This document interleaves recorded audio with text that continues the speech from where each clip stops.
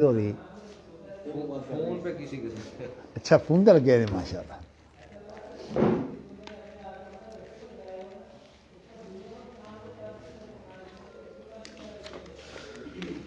ماشاء اللہ ماشاء اللہ.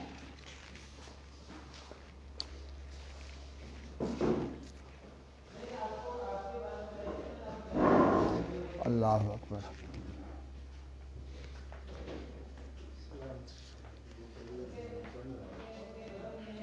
ٹھیک ہے مینو ہیٹھاں او جھولا پیا سی کہ وہ جڑے ابراہیم بشیر ہے نا حسینی وہ تو نہیں آئے اج انہوں نے آنا سی. تسی ذرا ہیٹھا نظر مار کے آؤ تے اندر نے نہ تسی جا کے پتہ کر کے آ جاؤ کیونکہ میں اس پر نماز میں سے آ رہا تھا تو ادو میں چالا پیا سی. ہیں جی گیٹ تو پتہ کر لے ہاں گیٹ تو پتہ کر کے دے آ جاؤ. اللہ اکبر یا اللہ تیرا شکر. ہاں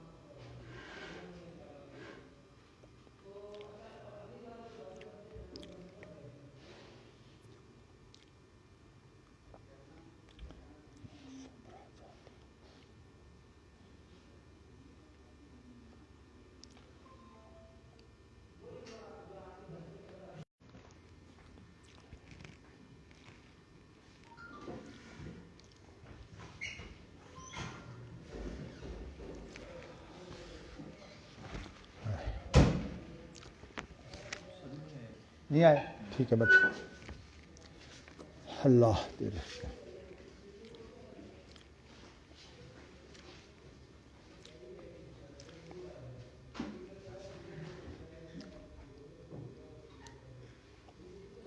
بسم اللہ.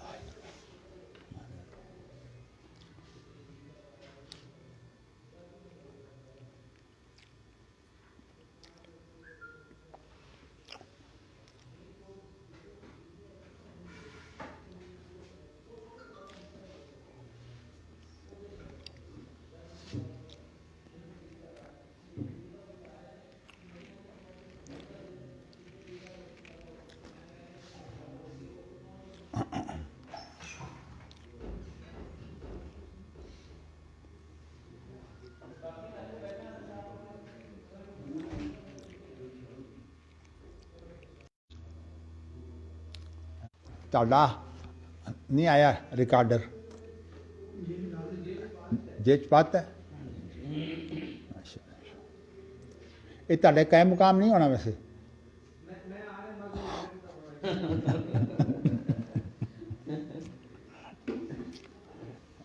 ਇਹ ਜਿਹੜੀ ਦੁਨਿਆਵੀ ਤਰੱਕੀ ਹੈ ਨਾ ਜੀ ਇਹ ਬੰਦੇ ਵਿੱਚ ਵੀ ਬੜੀ ਤਾਸੀਰ ਪੈਦਾ ਕਰਦੀ ਹੈ. ਇਹ ਹੈ ਕਿ ਜਦੋਂ ਇਹ ਮਸ਼ੀਨਾਂ ਨਾ ਹੋਣ ਤਾਂ ਉਦੋਂ ਬੰਦੇ ਦੀ ਸਿਲਾਈ ਤਾਂ ਬਹੁਤ ਅੱਗੇ ਹੁੰਦੀਆਂ ਨੇ ਵਧੀਆ ਹੀ ਆ. ਤੇ ਜਦੋਂ ਮਸ਼ੀਨ ਦੀ ਆ ਜਾਵੇ ਤੇ ਉਹ ਮਸ਼ੀਨ ਦੀ ਬੰਦੇ ਦੀ ਜਗ੍ਹਾ ਲੈ ਲੈਂਦੀ ਹੈ. ਬੰਦਾ ਵੇਲਾ ਹੋ ਜਾਂਦਾ ਉਹਦੀ ਸਿਲਾਈ ਤਾਂ ਕਰ ਜਾਂਦੀਆਂ ਨੇ. اللہ اکبر اللہ اکبر.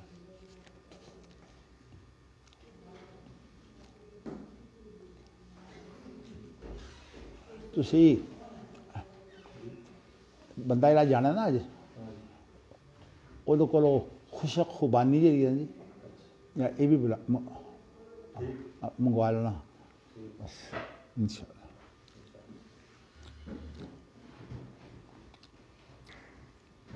بسم اللہ الرحمن الرحیم۔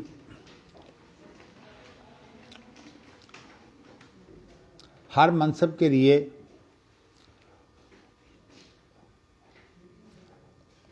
اس کے مناسب حالات ہونے چاہیے، پھر انسان جو ہے وہ اپنے منصب پر بہتر کام کر سکتا ہے۔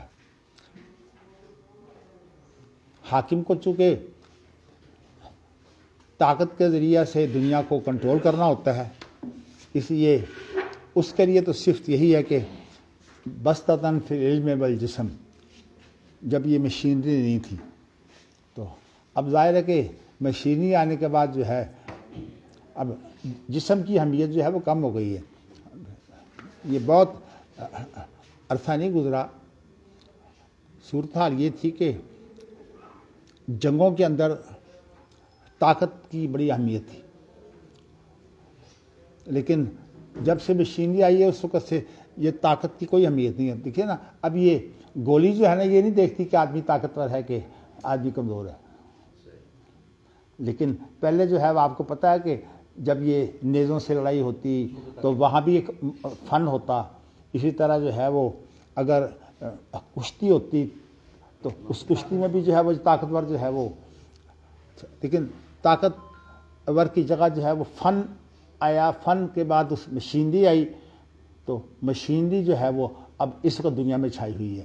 حتیٰ کہ آپ دیکھیے کہ یہ کتابت کے اوپر ساری جو ہے وہ لوگ بھول گئے ہیں، اب تو لوگ بات بھی کرتے ہیں تو کمپیوٹر پہ کرتے ہیں، اور اس کے بعد جو ہے وہ کمپیوٹر کی ایسی سیٹنگ انہوں نے کی ہوتی ہے کہ وہ لکھا جاتا ہے جی۔ تو یہ جو چیز ہے نا یہ تمدنی ارتقاء ہے۔ تمدنی ارتقاء ہم اس لیے کہتے ہیں کہ تمدن مدینہ سے ہے، تو مدینہ کے معنی ہوتے ہیں شہر کے، تو اس لیے جو شہری زندگی ہے اس کے اندر چونکہ قسم قسم کے لوگ جو ہیں وہ اکٹھے ہو جاتے ہیں۔ دیہات کے اندر عام طور پر ایک برادری ہے، اس کا جو ہے پھیلاؤ ہوتا ہے دیہاتوں میں، اور اس طرح کسی گاؤں میں جو ہے وہ کوئی برادری ہے، کسی دوسری گاؤں میں کوئی اور برادری کا جو ہے وہ زیادہ زور ہے۔ حتیٰ کہ آپ دیکھیے کراچی جیسے شہر کے اندر بھی انہوں نے یہ فضا پیدا کی ہوئی ہے کہ اردو بولنے والے اور جو سندھی ہیں ان کی آپس میں کشمکش ہے۔ تو دیہات کے اندر تو خیر ایک برادری ہوتی ہے، لیکن شہروں میں جب یہ آپس میں اکٹھے ہو جاتے ہیں تو پھر اس کے بعد ان کو آپس میں گزارا کرنا چاہیے، اور اگر صورتحال وہ بنا دی جائے جو MQM نے بنائی ہوئی تھی کہ جو آدمی سر اٹھائے اس کو قتل کر دو۔ حتیٰ کہ بیچارے یہ جو تکبیر کے ایڈیٹر تھے بڑے معروف صلاح الدین صاحب، ان کو بھی انہوں نے قتل کیا ہے، اور شکیم سعید کو بھی۔ کوئی ایک آدمی نہیں، جو سر اٹھاتا تھا، حتیٰ کہ ان کا چلتا تھا آ کے ایک چٹ دے جاتے تھے کہ بھئی اتنے پیسے چاہیے، اور اس نے نہیں پہنچائے تو اس کے بعد وہ قتل ہو جاتا تھا۔ تو میں آپ کو یہ بتانا ہی چاہتا ہوں کہ جو حالات ہوتے ہیں نا ان حالات کا ایک بڑا اثر ہوتا ہے، تو اس لیے جو شریعت کے اندر جو فتویٰ ہے وہ حقیقت میں حالات کو سامنے رکھ کر دیا جاتا ہے۔ تو اس لیے اہل حدیث کے ہاں فتویٰ جو ہے وہ پہلو جو کسی بھی جھگڑے میں ایک خاص پہلو ہوتا ہے، تو اس پہلو کو مد نظر رکھ کر وہ فتویٰ دیا جاتا ہے۔ جب لوگوں نے فقہ کی تدوین جو ہے وہ شروع کر دی تو اس کا یہ ایک نقصان ہوا کہ یہ جتنے بھی تھے نا واقعاتی صورتحال وہ ساری تو لوگوں نے لکھی نہیں، صرف رائے لکھ دی۔ تو اس لیے جب واقعہ سامنے نہ ہو اور صرف رائے ہو، اس کا نتیجہ آپ دیکھ لیجئے کہ فقہ کے اندر اختلافات ہی بڑھے ہوئے ہیں، اور حالانکہ یہ ان اختلافات میں سے ایک بڑا حصہ جو ہے وہ ہے جس کا تعلق واقعاتی صورتحال سے ہے۔ اگر واقعاتی صورتحال آپ بنا دیں تو تقریباً فقہ کا میرے خیال میں 90% حصہ جو ہے نا وہ واضح ہو جائے، اور وہ اختلافات کی بجائے وہ اصل میں ہر چیز کے پہلو ہیں۔ اب امام بخاری چونکہ اہل حدیث مکتب فکر کے نمائندہ ہیں، اور میں آپ کو یہ بھی بتا چکا ہوں کہ امام شافعی بھی تخلیقی مزاج کے تھے اور امام بخاری بھی تخلیقی مزاج کے ہیں۔ تخلیقی مزاج والوں کا کام یہ ہوتا ہے کہ وہ کسی چیز کے اندر سے جو اصل ہے نا، جوہر، وہ اس کو سامنے رکھ کر جو ہے کام کرتے ہیں۔ اب آپ دیکھیے کہ اتنی پھیلی ہوئی امت میں سے جو ہے وہ امام شافعی پہلا آدمی ہے جس نے جو ہے وہ اجتہاد کے اصولوں پر جو ہے وہ کتاب لکھ دی ہے۔ تو اب امام بخاری کا ایک امتیاز یہ ہے کہ اللہ تعالیٰ نے ان کو اس طرح سے جو ہے وہ علم دیا کہ ان کے علم کے اندر جو ہے وہ اجتہاد کی مشق ہے۔ ہمارے لوگ اس کو بہت سے لوگ نوٹ نہیں کر سکے۔ انہوں نے کہا ہے کہ امام بخاری جو ہے یہ باریک باریک باتیں کو کرتے ہیں۔ اصل بات یہ ہے کہ اجتہاد کی ضرورت ہی اس وقت ہوتی ہے جب کہ مسئلہ جو ہے یہ باریکی کا محتاج ہو۔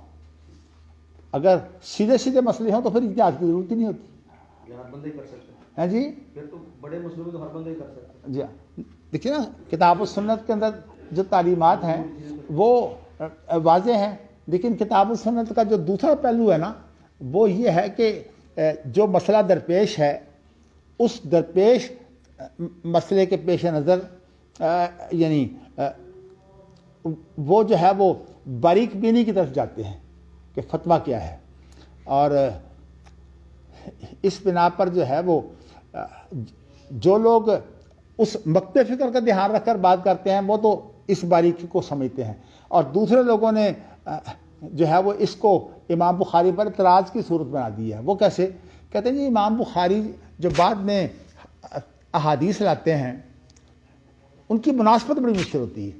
بھئی مناسبت کا تو مسئلہ ہے ہی نہیں وہاں، اگر آپ صحیح دیکھیے تو مناسبت کا مسئلہ نہیں ہے وہاں، تو یہ ہے کہ جو پیش مسئلہ آیا ہے اس کے بارے میں جو ہے وہ کتنا باریک ہے، جتنا وہ باریک ہوگا اس کے مطابق اجتہاد جو ہے اجتہاد باریک ہوگا۔ تو اصل میں یہ تو اہل حدیث کا جو اجتہادی اصول ہے نا اس کا استعمال ہے۔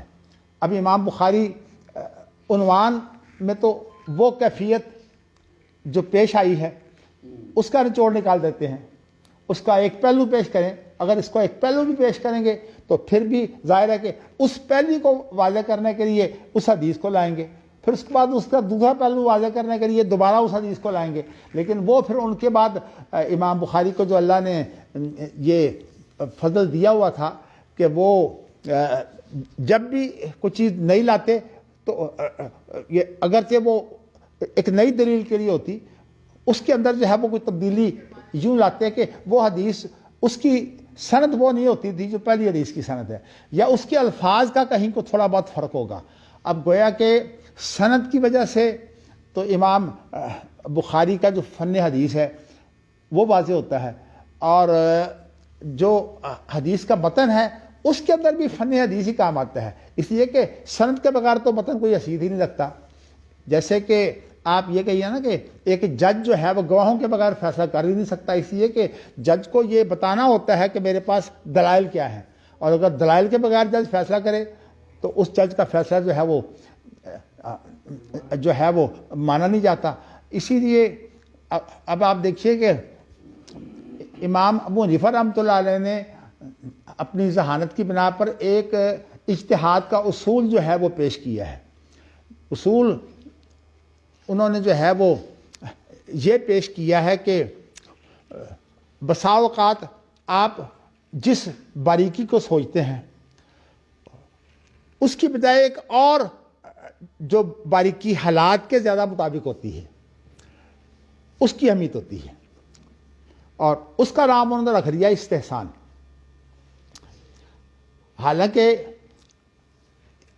یہ جو دونوں اجتہاد ہیں، بجائے اس کے کہ آپ یہ کہیں کہ یہ اجتہاد اس سے بہتر ہے، صحیح بات یہ ہے کہ یہ جو اجتہاد ہے یہ زیادہ مناسب ہے، اس لیے کہ اس کا واقعاتی صورتحال سے زیادہ تعلق ہے. میں اس کی ویسے آپ کو مثال دے کر یوں سمجھا دیتا ہوں کہ جج کا علم جو ہے وہ فیصلہ کرنے کے لیے کافی نہیں ہوتا.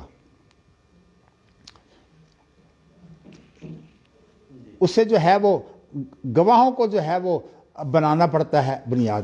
اور یہ بھی آپ کو بتاؤں کہ جو گواہان ہوتے ہیں ان کی گواہی جو فیصلے کا حصہ ہوتی ہے. یعنی آپ یوں سمجھیے کہ فیصلے کے دلائل جو ہیں وہ ہوتے ہیں جو گواہی کے طور پر پیش کیے جاتے ہیں. اب امام ابو حنیفہ رحمۃ اللہ علیہ نے اس کی تعبیر یہ کی ہے کہ قیاس تو یہ چاہتا ہے کہ ایک جج جس کو خود علم ہے وہ اپنے علم کے مطابق فیصلہ کر دے، اس لیے کہ انصاف مقصود ہے. لیکن کہتے ہیں کہ اس کی بجائے جو زیادہ مناسب صورتحال ہے وہ یہ ہے کہ اگر وہ آدمی جو ہے انصاف کے نام پر جو ہے وہ اپنے فیصلوں میں جانبداری اختیار کر لے، انصاف چھوڑ دے، تو اس کا مطلب یہ ہے کہ اس وقت امام ابو حنیفہ کہتے ہیں کہ جج کا اپنے علم سے فیصلہ کرنا جو ہے وہ قیاس کا تقاضا ہے، اور جج کا جو ہے وہ واقعاتی صورتحال کے پیش نظر زیادہ بہتر صورتحال جو ہے اس کو پیش نظر رکھنا یہ استحسان ہے. اور وہ کیا ہے کہ وہ اپنے آپ کو تہمت سے بچائے. کوئی آدمی جو ہے وہ جج کے فیصلے سے اختلاف اس لیے کرنے لگے کہ جی اس جج کو تو اس کیس کی سماعت کے دوران علم نہیں ہوا بلکہ اس کو پہلے سے علم تھا حالات کا، اور اس نے ان حالات کے پیش نظر فیصلہ کر دیا، تو پھر دنیا میں دلائل کی تو ضرورت نہ رہی. تو اس لیے انہوں نے اس کا نام استحسان رکھا ہے. لیکن فرق جو ہے وہ کیا ہے؟ فرق اصل میں یہ ہے کہ جو اہل الرائے ہیں ان کے نزدیک یہ ساری جو ہیں یہ اجتہاد سے جو نتیجہ نکلتا ہے یا اس کا جو ثمرہ ہوتا ہے اس کو کہتے ہیں رائے. یہ اصل میں جو کتاب و سنت کے اوپر اضافہ کی صورت میں جو رائے آتی ہے، یعنی اس کا ثمرہ یا نتیجہ، یہ اصل میں اس کی تقسیم ہے کہ رائے کی کتنی قسمیں ہیں. رائے کی ایک قسم تو یہ ہے کہ آپ یہ دیکھیے کہ یہ دو آراء جو ہیں ان میں سے یہ رائے جو ہے جو پیش آمدہ معاملہ ہے اس کے لیے زیادہ مناسب ہے. تو حقیقت میں اگر آپ استحسان یہ چاہیں نا کہ استحسان کا جو فائدہ ہے وہ حاصل کریں تو پھر اس کی صورتحال یہ ہے. قرآن مجید میں جو ہے وہ اس صورتحال کو جو ہے وہ ہمارے سامنے اجاگر کیا ہے. الذین یتبعون القول فیتبعون احسنہ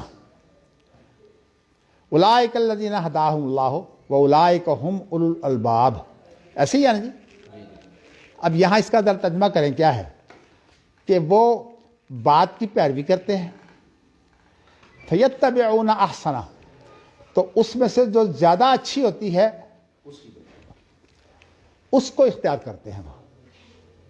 الذین، بلکہ ایسے الذین یستمعون القول فیتبعون احسنہ، جو بات کو سنتے ہیں اور پھر یہ دیکھتے ہیں کہ اس بات کا جو اطلاق ہے وہ زیادہ بہتر کون سا اطلاق ہے.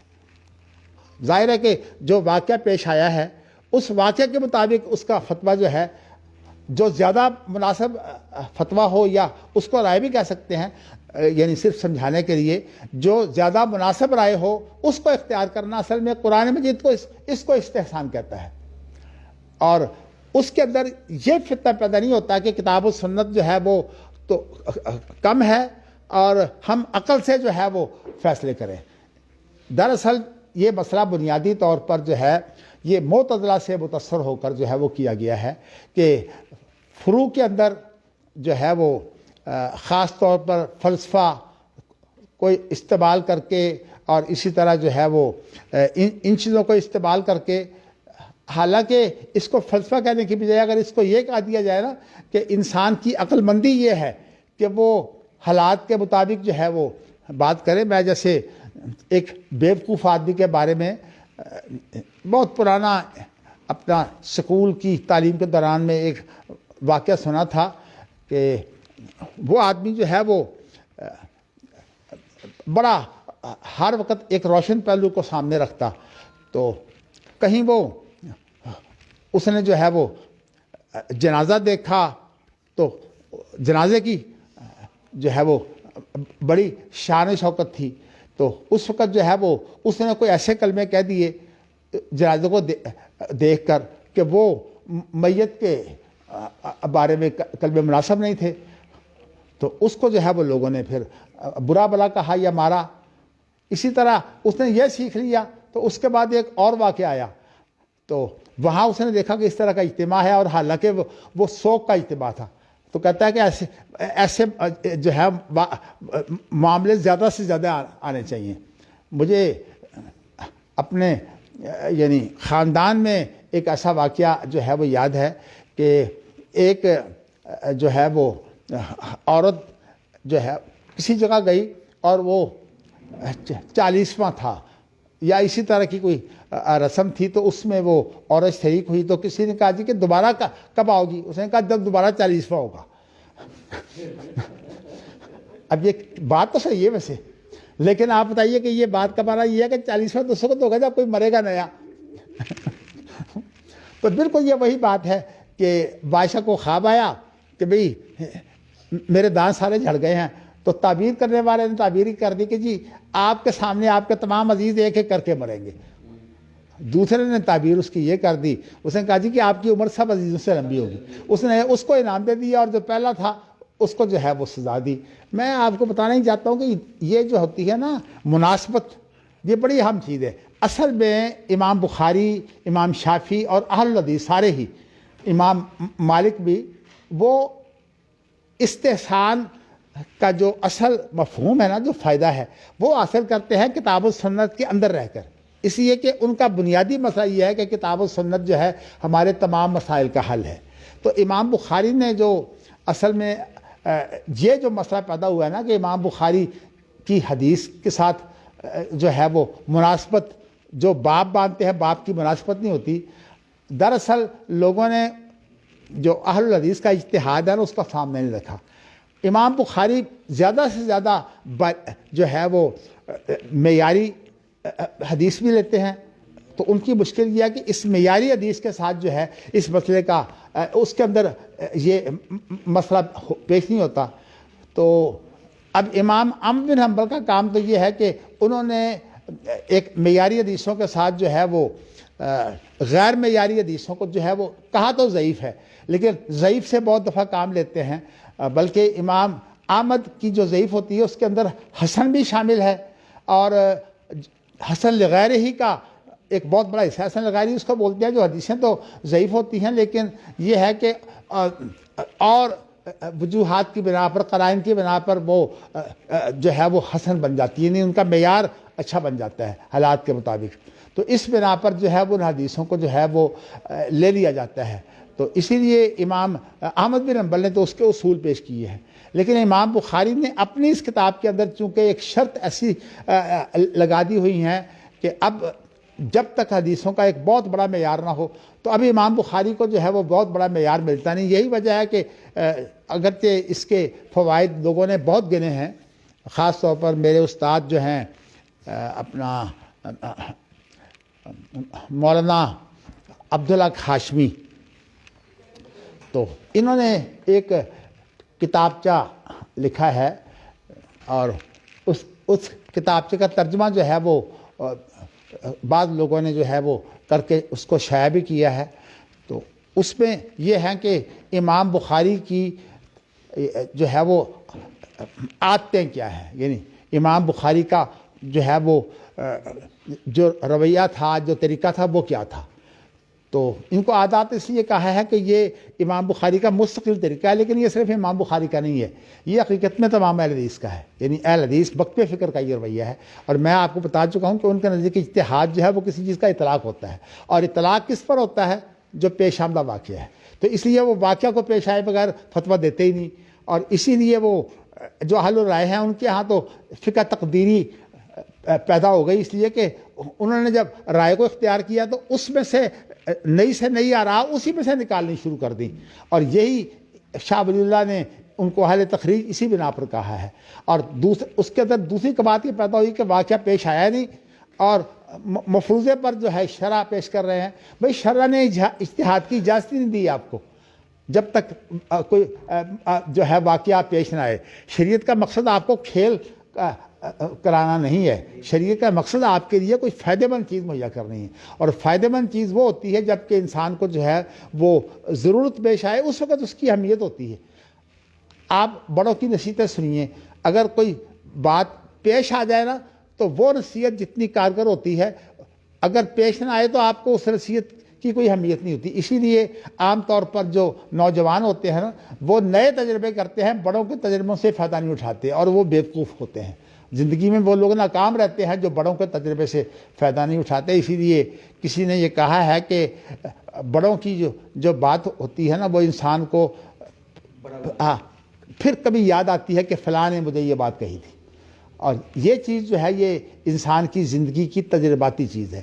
تو میں آپ کو ایک تو یہ اصول بھی بتا چکا ہوں کہ جو تجربے ہیں اگرچہ وہ تدبیری معاملات ہیں, لیکن اسلام کے اندر تعبیر کی بھی جو بنیادیں ہیں وہ شریعت نے پیش کی ہیں. اور اس کے لیے میں نے آپ کو جو آیت بطور دلیل پیش کی تھی امین سنقیطی صاحب نے, فَإِن تَنَازَعْتُمْ فِي شَيْءٍ فَرُدُّوهُ إِلَى اللَّهِ, انہوں نے فَإِن تَنَازَعْتُمْ فِي شَيْءٍ کو جب کہا ہے کہ یہ نکرہ کے لیے نص ہے, چونکہ یہ شرط کے بعد ہے, تو انہوں نے یہ نقطہ یہاں سے نکالا ہے کہ کوئی معاملہ تدبیری بھی ایسا پیش نہیں آ سکتا جس کی رہنمائی جو ہے وہ کتاب و سنت میں موجود نہ ہو.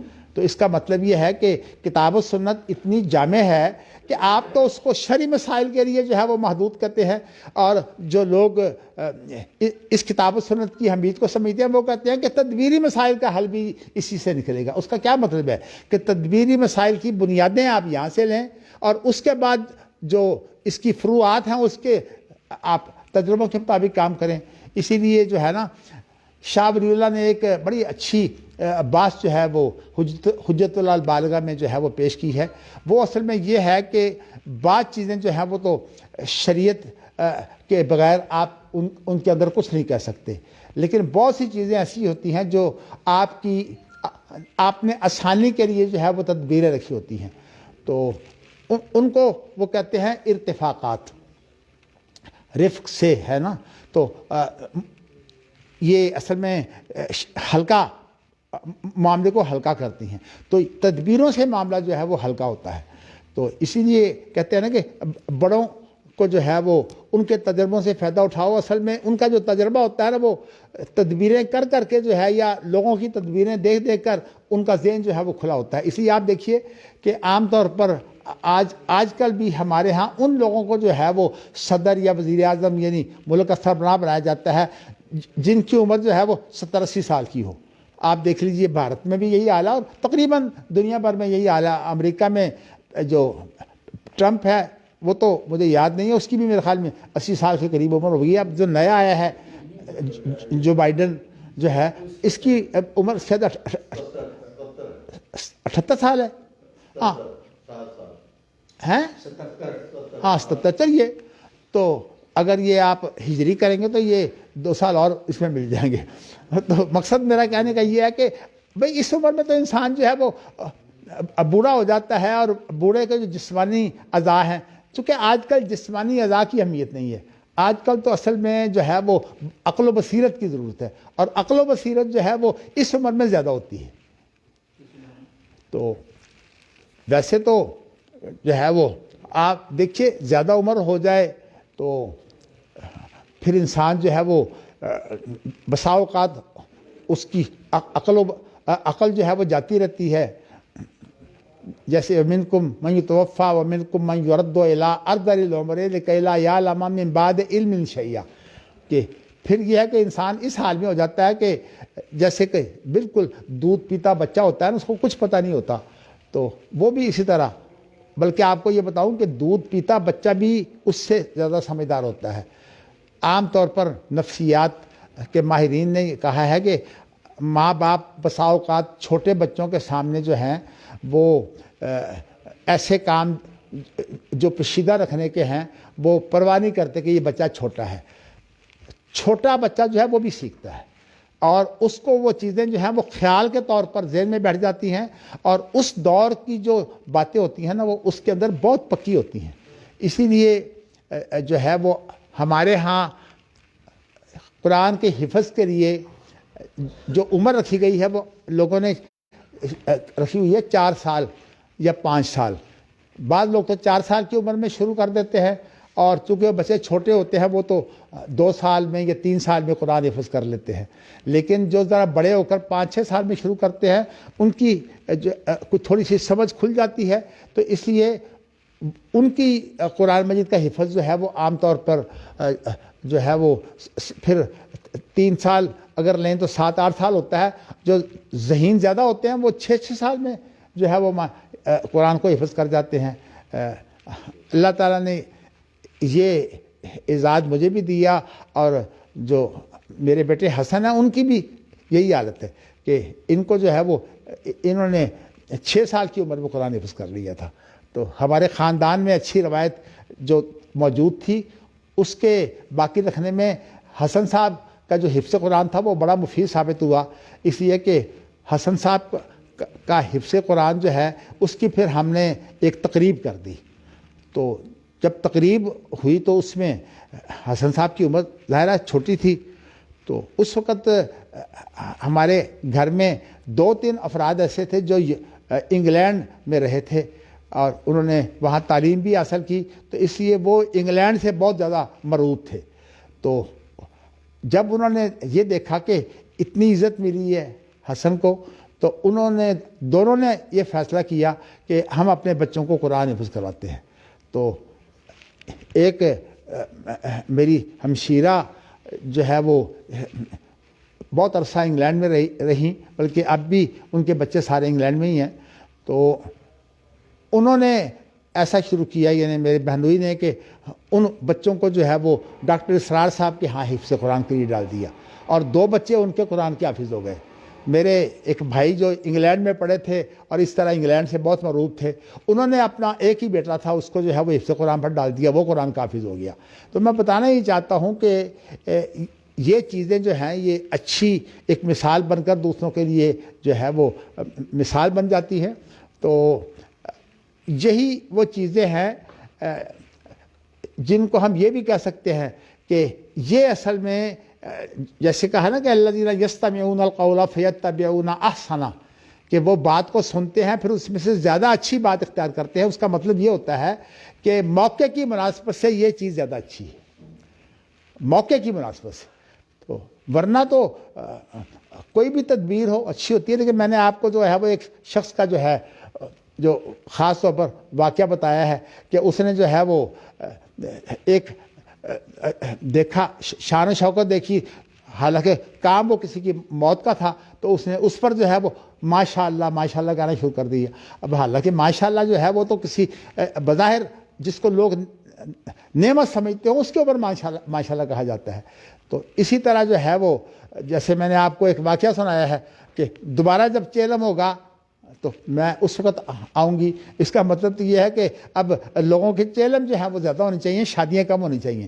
ویسے آپ کو یہ بتاؤں کہ حقیقت یہ ہے کہ چیلم کی زیادہ اہمیت ہوتی ہے، لیکن لوگ جو ہے وہ ایک کلمہ بڑا استعمال کرتے ہیں، افسوس ہے. اور حالانکہ یہ کلمہ جو ہے وہ اسلامی تعلیمات کے منافی ہے. میں نہیں ویسے افسوس کا کلمہ استعمال کرتا، میں ہمیشہ کہتا ہوں انا للہ و انا الیہ راجعون. افسوس اور اس میں کیا فرق ہے؟ افسوس میں تو یہ ہے کہ یہ جو حادثہ ہوا ہے یہ افسوس کا معاملہ ہے، یعنی اسے برا سمجھا گیا ہے. اور انا للہ و انا الیہ راجعون میں یہ ہے کہ یہ جو ہے وہ ہمارے سمیت ہم سب اللہ کے لیے ہیں، اور یہ چلا گیا اور ہم اس کے پیچھے آنے والے ہیں. تو یہ جو بات ہے نا، ایک دفعہ میں نے اپنے ایک شاگرد کا جو جنازہ پڑھایا تو میں نے اس کے لیے تقریر جو ہے وہ اس میں یہ کہہ دیا کہ اللہ اکبر اللہ اکبر. اسی طرح کہ میں نے کہا انا للہ و انا راجعون کا ترجمہ اصل میں یہ ہے کہ تو چلتے میں آیا پنجابی سے. تو نہیں لوگ سمجھے، دیہات میں تھا یہ. میں آپ کو بتا دیتا ہوں نام، مولانا اکرام اللہ ساجد صاحب کی بات ہے کہ میں نے جو ہے وہ ان کے لیے یہی انسان کی تسلی ہے کہ بھی ہم بھی پیچھے آنے والے ہیں. تم تو اللہ کی جو ایک تقدیر ہے اس کے مطابق اب نہ آگا پیچھا 1 منٹ کا بھی نہیں ہو سکتا. اب اس کے بعد ہماری باری کب آتی ہے اس کا ہمیں پتہ ہی نہیں. تو اس لیے یہی ہے کہ تو چلتے میں آیا. میں آپ کو بتانا ہی چاہتا ہوں کہ الذین یستمعون القول فیتبعون احسن کے اندر جو ہے وہ استحسان ہے. لیکن استحسان کا اصل مفہوم یہ ہے کہ واقعاتی صورتحال کے زیادہ مناسب ہونا. امام ابو حنیفہ نے یہ مراد نہیں لیا اس سے. انہوں نے ایک تو کہا کہ کتاب و سنت خاموش ہے، یعنی قیاس کو تو بنایا ہے انہوں نے شریعت کے اندر اور استحسان کو شریعت کے باہر. یعنی مطلب ہے کہ یہ شریعت کے باہر عقلی استعمال ہے کیا. لیکن ویسے جب عذر پیش کرنے کی بات آئی ہے تو کہہ دیا کہ اصل میں یہ 2 قسم کا قیاس ہوتا ہے. ایک قیاس جو ہے وہ ظاہری طور پر زیادہ اچھا نظر آتا ہے، لیکن مخفی طور پر یا باطنی طور پر وہ قیاس جو ہوتا ہے نا، اس کی بجائے ایک دوسرا قیاس جو ہے وہ مناسب ہوتا ہے. تو اس کو استحسان کہتے ہیں. حالانکہ جس بارے میں اختلاف ہے وہ اس بات میں نہیں ہے. وہ اختلاف اصل میں اس بات میں ہے کہ وہ کہتے ہیں کہ بعض دفعہ کوئی مجتہد جب اجتہاد کرتا ہے تو اس کا جو اپنا نقطہ ہوتا ہے وہ اس کو بیان نہیں کر سکتا. اب ظاہر ہے جب بیان نہیں کر سکتا تو پھر اس کی آپ تقلید کریں گے. حالانکہ دلیل ہوتی ہی وہ ہے جس کو بیان کیا جا سکے، اور جس کو بیان نہ کیا جا سکے وہ دلیل ہوتی ہی نہیں. تو اس لیے امام شافعی اور امام بخاری اور دیگر محدثین نے استحسان کو ان معنوں میں قبول نہیں کیا. لیکن ویسے عام طور پر جو حنفی ہیں انہوں نے جو ہے وہ تبصرہ کرتے ہوئے یہ انداز اختیار کیا ہوا ہے کہ یہ اصل میں شریعت کے دلائل جو ہیں بہتر اس بارے میں ہوتے ہیں کہ یہ رائے جو ہے زیادہ مناسب ہے. تو اس لیے اس کو امام شافعی نے بھی اختیار کیا ہے، دیگر جو اہل الحدیث اور محدثین ہیں انہوں نے بھی اختیار کیا ہے. تو یہ بات جو ہے یہ امام ابو حنیفہ کا جو استحسان ہے اس کے مقابلے میں بالکل اور ہے. امام ابو حنیفہ کا استحسان جو ہے یہ شریعت سے باہر کی چیزیں ہیں. چونکہ اگرچہ امام ابو حنیفہ کی یہ بات نہیں ہے، لیکن جو متاخرین نے تقلید کو بنیاد بنایا ہے تو انہوں نے جو ہے یہ توجیہ پیش کی ہے کہ شریعت جو ہے وہ ناقص ہے. تو ساری بات یہ ہے کہ امام ابو حنیفہ ہوں یا امام ابو حنیفہ کے جو ساتھی ہیں نا، اپنا ابو یوسف اور محمد، ان کے علاوہ جو ہے وہ 40 ساتھی لوگوں نے اور بھی بنائے ہوئے ہیں، جن میں سے آج تک جو ہے وہ 16 تو انہوں نے نام اکٹھے کر لیے ہیں. لیکن ان کے علاوہ جو 24 کے نام بھی نہیں کسی کو پتا کہ وہ کون سے ہیں، اور کہتے ہیں ویسے کہ ان کا اجماع تھا. بتائیے جن کا نام بھی آپ کو پتا نہیں ان کا اجماع کیا ہوگا. تو اس طرح کی بناوٹیں کر کر کے جو ہے انہوں نے فقہ حنفی کی تائید کی ہوئی ہے. تو اس کو بہت بڑا بنا دیا کہ یہ تو اصل میں اجماعی فقہ ہے. بھئی وہ اجماع جس کا تواتر سے ثبوت نہ ہو وہ اجتماع تو حجت ہی نہیں ویسے. اس لیے کہ جب اجماع جو ہے اس کو آپ قطعی کہتے ہیں تو اس کا ثبوت بھی جو ہے وہ قطعی طریقے سے ہونا چاہیے. یہ نہیں ہو سکتا کہ اس کا ثبوت جو ہے وہ آپ کے بقول ظنی طریقہ سے ہو. یہ اصل میں باتیں تو ساری فلسفے کی ہیں. تو میں نے آپ کو یہی بتایا ہے کہ ان کے نزدیک لفظ استحسان جو ہے وہ استعمال نہیں کرتے، اس وجہ سے کہ وہ جو مغالطہ پیدا ہوتا ہے نا امام ابو حنیفہ کے بارے میں جو حنفیوں نے توجیحات پیش کی ہیں اس سے اس کا اختلاط نہ ہو. تو لیکن ویسے یہ ہے کہ اگر آپ ان کے فتوے دیکھیں تو حالات کے زیادہ مناسب چیز جو ہوتی ہے قرآن مجید کی اس آیت کے اندر اس چیز کا بیان ہے. احسن کا معنی یہ ہے زیادہ مناسب صورتحال.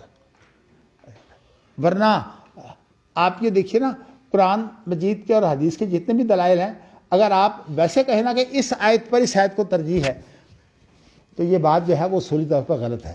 اللہ کی کلام میں کسی ایک کلام کو دوسری پر ترجیح دینی مناسب بات ہی نہیں ہے.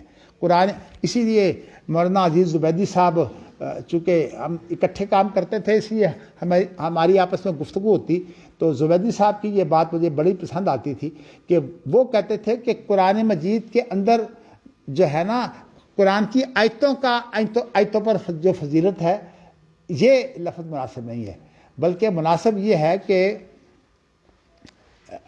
کہ جو واقعات پیش آتے ہیں ان کے مناسب کون سی دلیل ہے. تو وہ کہتے تھے کہ اصل میں یہ ہمیں اختیار کرنا چاہیے کہ پیش آمدہ جو صورتحال ہے اس کی مناسبت کو. اور قرآن مجید کے اندر بھی جو لفظ تفضیل کا استعمال ہوا ہے نا، یہ افعل التفضیل فیتبعون احسنا، تو اس میں افعل التفضیل میں تو تقابل ہوتا ہے. مطلب یہ ہے کہ کون سی دلیل جو ہے وہ زیادہ مناسب ہے. امام بخاری اصل میں جو اجتہاد کرتے ہیں وہ باریک سے باریک اجتہاد کرتے ہیں. تو اس لیے جو عنوان ہوتا ہے وہ تو انہوں نے ایک مسئلے کے طور پر پیش کیا ہوتا ہے، اور اس کے بعد ترجمۃ الباب سے اس کے جو ہے وہ یا تو اس کو عنوان کو تقویت دیتے ہیں، یا اس کے ساتھ ساتھ جو ہے وہ ترجمۃ الباب کے کچھ دیگر پہلو جو ہیں وہ کھول دیتے ہیں. اور اس کے بعد جو حدیث لاتے ہیں اس کے اندر وہ ساری کی ساری چیزیں جو ہیں وہ موجود ہوتی ہیں، لیکن اب وہ ہر آدمی سمجھ نہیں سکتا. اسی چیز کو جو ہے وہ کہہ دیا گیا ہے کہ امام بخاری کی باب سے مناسبت نہیں ہوتی. حالانکہ یہ بات نہیں ہے، مناسبت کا تو ان کا ذہن ہی نہیں ہے. ان کا ذہن تو یہ ہے کہ ایک مسئلے کا حل پیش کرنا، اس لیے کہ جب تک مسئلہ پیش نہیں آتا اس وقت تک وہ اجتہاد کرتے نہیں ہیں. تو اس لیے مناسبت کی بات اس وقت ہوتی ہے جب کہ پہلے سے ایک فقہ آپ نے تیار کی ہوئی ہو اور آپ نے اس کی مناسبت بنانی ہو. وہ تو حنفی طریقہ کار ہے، اور وہ طریقہ کار یہ ہے کہ آپ نے فقہ کو پہلے سامنے رکھا ہے. پھر اصول فقہ اس لیے بنائے ہیں تاکہ قرآن و حدیث کا جو ہے وہ تیا پانچا کر کے اس کو مناسب کر لیں فقہ کے. حالانکہ یہ طریقہ کار بنیادی طور پر غلط ہے. تو اس لیے میں یہ سمجھتا ہوں کہ یہ ہمارے ہاں جو فقہی تقلید کے بعد جو مختلف جو ہے وہ بنے ہیں نا فرقے، اس کی یہ سوچ ہے کہ فلاں چیز مناسب ہے یا کم مناسب ہے. امام بخاری کسی حدیث کو مناسب سمجھ کر نہیں لاتے، بلکہ آپ یوں کہیے کہ ان کی دلیل جو ہے وہ پیش آمدہ حدیث کے اندر جو ہے اس کو ڈھونڈنا چاہیے، اور وہ اتنی باریک ہوگی جتنی امام بخاری کی سوچ ہے. ہماری سوچ جو ہے باریک ہوتی کوئی نہیں، اس لیے ہم کہہ دیتے ہیں کہ امام بخاری کا جو باب ہے وہ اس کے مناسب نہیں ہے. تو اس لیے میں نے آپ کو یہ بات بتائی ہے کہ یہ تمام چیزیں استحسان ہو، حتیٰ کہ استصحاب جس کو ظاہری بھی مانتے ہیں اور امام احمد بن حنبل کی طرف اس کو منسوب کرتے ہیں، اور اس کے علاوہ جو ہے وہ مسائل مرسلہ یہ بھی، اور اس طرح کی جو چیزیں اور ہیں، مثال طور پر سد ذرائع ہو گئے، فتح ذرائع ہو گئے، استقراء ہو گیا، قرائن ہو گئے، کیافے ہو گئے، یہ تمام کے تمام جو ہیں وہ اجتہادات کی قسمیں ہیں. تو یہ جو اجتہادات کی قسمیں ہیں یہ تمام کی تمام جو ہیں امام شافعی اور امام بخاری کا میں اس لیے نام لیتا ہوں کہ ان کی تو کتابیں موجود ہیں. باقیوں نے یعنی یہ سعید بن مسیب سے جو نقطہ نظر بنا ہے نا وہ یہ بنا ہے کہ شریعت سے باہر کوئی چیز نہیں ہے. اس لیے کہ اگر شریعت سے باہر ہم کچھ چیزیں مان لیتے ہیں تو پھر اس کا معنی تو یہ ہے کہ پھر آپ کو وحی کی ضرورت ہی نہیں ہے. جب آپ نے وہ عقل سے حل کر لینی ہے تو پھر یہ جو باتیں جو شریعت میں بتائی گئی ہیں وہ بھی آپ عقل سے حل کر لیں، اس لیے کہ آپ کی عقل اتنی کامل ہے کہ وہ باریک باریک مسائل میں تو فیصلے کر لیتی ہے، اور جو موٹے موٹے مسائل ہیں ان میں فیصلہ نہیں کر سکتی.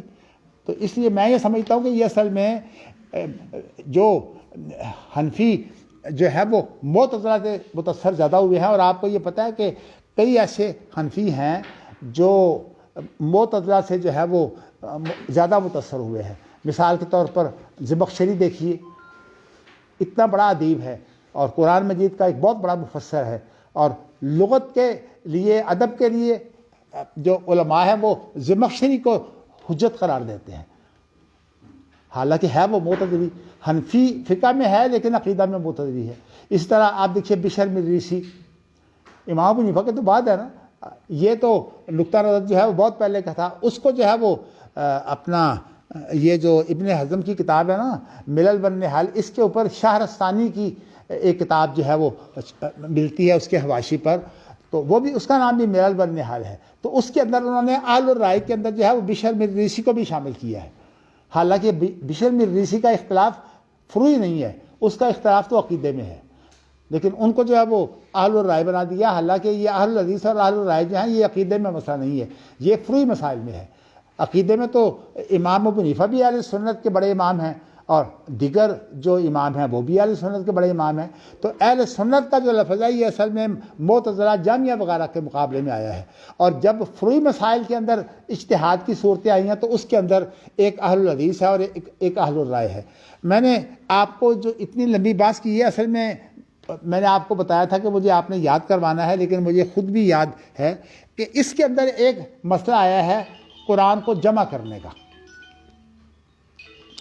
اور آپ نے جو ہے وہ یہ دیکھ لیا کہ قرآن مجید کو جب جمع کیا گیا ہے تو اتنی بات کافی تھی کہ حافظوں سے سن لیا جاتا.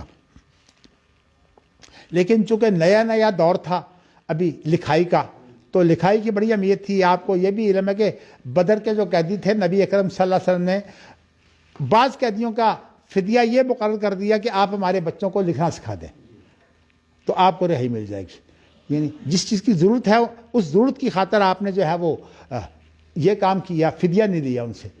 تو اسی طرح جو ہے وہ لکھنے کا جو اہتمام تھا نا وہ اس طور میں ابھی نئی چیز تھی، اس لیے بہت اہم تھا. تو انہوں نے پھر اس وقت جو ہے وہ یہ شرط رکھی کہ 2 آدمی جو ہیں ان کے پاس لکھا ہوا ملتا ہو. حالانکہ قرآن مجید کے لیے جو حجت ہے وہ لکھائی نہیں ہے. قرآن مجید کے لیے حجت ہے بل ہوا آیات بینات فی صدور الذین اوتوا العلم. تو اس لیے میں عام طور پر جو ہے جب یہ باتیں بیان کرتا ہوں تو لوگوں کو بڑی اجنبی معلوم ہوتی ہیں، اس لیے کہ ایسی جو ہے وہ بیماری لگ گئی ہوئی ہے کہ جس چیز کو لکھ لو وہ تو ٹھیک ہوتی ہے، اور جو لکھی نہیں گئی منکرین حدیث کا بڑا اصل میں اعتراض ہی یہ ہے کہ حدیثیں جو ہے وہ قرآن کے ساتھ نہیں لکھی جاتی تھی، انہوں نے بنا دیا کہ حدیثوں کو لکھنے کی ممانعت ہے. حالانکہ یہ بات نہیں ہے. اللہ کے رسول نے اپنے زمانہ میں کئی لوگوں کو جو ہے وہ جو اپنے اقوال ہیں، جیسے وہ ابو شاہ ہے، فتح مکہ کے موقع پر جو ہے اس کو آپ نے تحریر لکھا کر جو ہے وہ دی ہے. اسی طرح آپ نے جو ہے وہ اپنے زمانے میں جو بادشاہوں کو خطوط لکھے ہیں وہ ساری کی ساری کتابت ہے.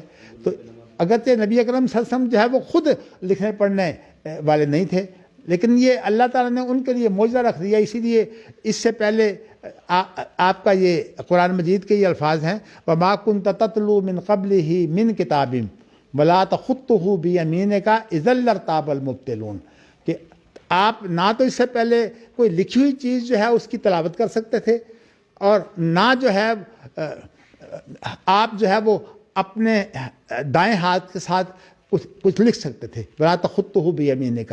اگر یہ آپ کے پاس صلاحیت ہوتی تو پھر جو ہے وہ شک کرنے والے جو قرآن مجید کے بارے میں کہتے ہیں کہ کہیں سے یہ نوٹ کر لائے ہیں، پھر تو بات درست تھی.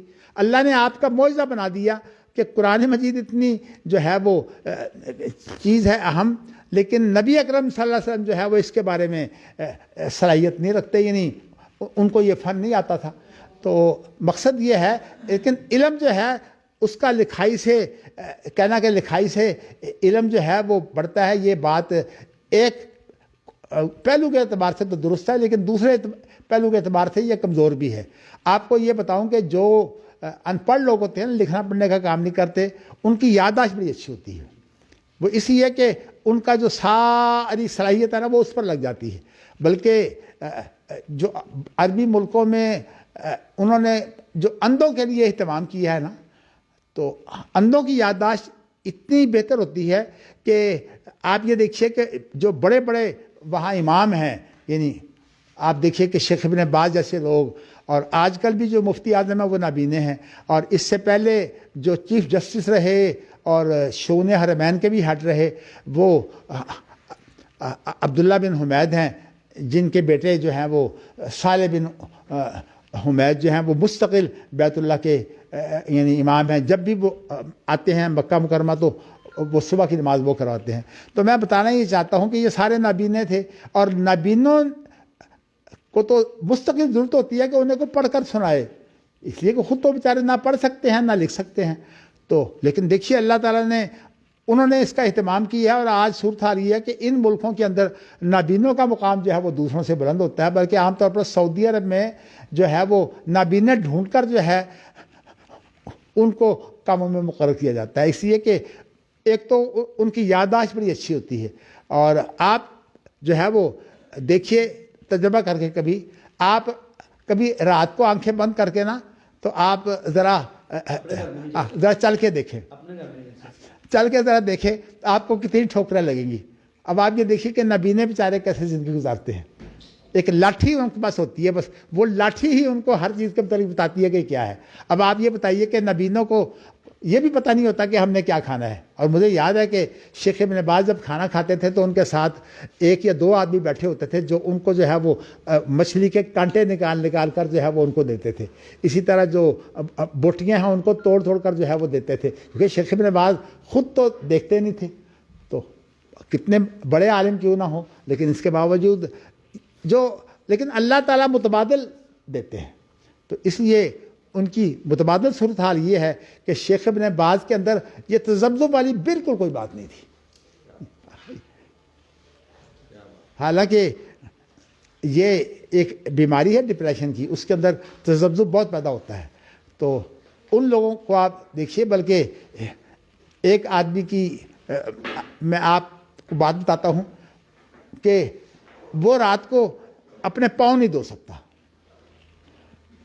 وضو کرتے ہوئے اندھیرے میں وہ گر جاتا ہے، حالانکہ دن میں وہ ٹھیک ٹھاک چلتا ہے، آنکھوں والا ہے، لیکن عمر رسیدہ ہے، وہ رات کو پاؤں نہیں دھو سکتا، رات کو اگر وہ کھڑا بھی ہو نا تو گر جاتا ہے۔ اصل میں وجہ یہ ہے کہ بڑھاپے کی وجہ سے اس کو جو ہے وہ نہیں، توازن تو خیر ویسے اس کی وجہ اور ہوتی ہے، توازن کی وجہ ہوتی ہے کہ کان میں ایک بڑا قطرہ ہوتا ہے، وہ قطرہ جو ہے وہ ہماری سماعت کے اندر بہت اس کا دخل ہے، وہ قطرہ اگر خشک ہو جائے تو انسان جو ہے وہ میں اپنے بارے میں آپ کو بتاتا ہوں کہ میں جوتی پہننے کے لیے جو ہے ایک پاؤں میں جوتی نہیں پہن سکتا، اس کی وجہ یہ ہے کہ میرا یہ بائیں جو کان ہے اس کے اندر جو ہے وہ سوراخ ہو گیا تھا، اور وہ قطرہ میرا جو ہے وہ دعاؤں سے خشک ہو گیا ہوا ہے، تو میں جب کھڑا ہو کے جوتی پہنتا ہوں تو وہ گر جاتا ہوں، ایک پاؤں پہ میں نہیں کھڑا ہو سکتا۔ اور حالانکہ ویسے میں الحمدللہ ٹھیک ٹھاک ہوں چلنے میں، بہت لمبا میں چل لیتا ہوں۔ میرا کہنے کا مقصد ہم یہ ہے کہ اللہ اپنی قدرتیں دکھاتے ہیں، تو اس لیے میں نے آپ کو جو ہے وہ یہ ساری تمہید اس چیز کی ہے کہ میں آپ کو جمع قرآن کے بارے میں جو ہے جو اختلاف تھا اس کا حل بتانا چاہتا ہوں۔ اختلاف یہ تھا کہ نبی اکرم صلی اللہ علیہ وسلم نے یہ کام نہیں کیا، اور آپ جو ہیں وہ یہ کام کیسے کرتے ہیں۔ حضرت ابوبکر صدیق کو بھی یہی جو یعنی توقف تھا، اور زید بن ثابت نے بھی جو ہے یہی ادھر پیش کر دیا۔ حضرت عمر رضی اللہ تعالیٰ عنہ کا جو ہے وہ اللہ تعالیٰ نے ایسی استعداد دی ہوئی تھی کہ جس کو آپ کہہ سکتے ہیں کہ اللہ کی طرف سے الہام ہوتا تھا، اسی لیے نبی اکرم صلی اللہ علیہ وسلم نے فرمایا ہے کہ لو کانا ان کانا فی امتی محدث ان کانا من امتی محدث فہو عمر، اگر میری امت میں کوئی ایسا شخص ہوتا جس کو الہام کہہ سکتے ہیں تو وہ عمر تھے۔ میں نے لفظ لو پہلے بولا تھا، لیکن بعد میں ان کیوں بولا ہے؟ لو وہ چیز ہوتی ہے جو حاصل نہ ہو، اور ان اس کو بولتے ہیں جو حاصل تو ہو لیکن یہ پتہ نہ ہو کہ کون سی چیز الہام ہے اور کون سی چیز نہیں۔ اس لیے حضرت عمر جو ہے وہ شارع نہیں ہیں، شریعت نہیں بنا سکتے، تو اس لیے جو انبیاء ہوتے ہیں ان کے اندر تو غلطی ان کی باقی رہتی نہیں نا، یا غلطی ان سے ہوتی نہیں، وہ معصوم ہوتے ہیں۔ حضرت عمر معصوم نہیں تھے، لیکن ویسے یہ ہے کہ عام طور پر جو وہ سوچ پیش کرتے وہ وہی کے مناسب ہوا کرتی تھی، تو اسی لیے بہت سی باتیں جو ہے وہ ان کی خواہش کے مطابق یا ان کے مشورے کے مطابق وہی اتر آئی تھی۔ میں اس کے تو مثالوں کو آپ کو پیش نہیں کرتا، بات لمبی ہو جائے گی۔ تو کہنے کا مقصود اصل میں یہ ہے کہ خاص طور پر جو لوگ جو ہیں وہ اپنے دلوں کو صاف رکھتے ہیں، جو لوگ اپنے دلوں کو زنگال سے بچا کے رکھتے ہیں، جو زنگال جو ہے گناہوں کی وجہ سے ہوتا ہے، اور خاص طور پر جو لوگ حلال کھاتے ہیں ان کی خوابیں جو ہے زیادہ سچی ہوتی ہیں۔ تو ویسے تو انسان کو جو مثالیں آتی ہیں وہ خاص طور پر اپنے خاندان کی مثالوں کا تو پتہ ہوتا ہے۔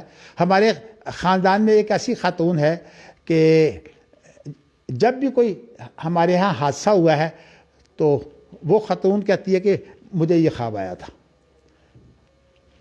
تو کئی خواب ایسے ہیں کہ عام طور پر وہ مجھ سے خوابوں کی تعبیر پوچھتی ہیں تو میں انہیں کہتا ہوں کہ آپ کے خواب کی میں نے تعبیر نہیں کرنی, بس آپ بھی کسی کو نہ بتائیں. مقصد میرا یہ ہوتا ہے کہ اس کے اندر مجھے کوئی قباحت معلوم ہوتی ہے تو میں کہتا ہوں اس کی تعبیر ہی نہ کریں, کیونکہ تعبیر کر دیں تو خواب جو ہے واقعہ ہو جاتا ہے.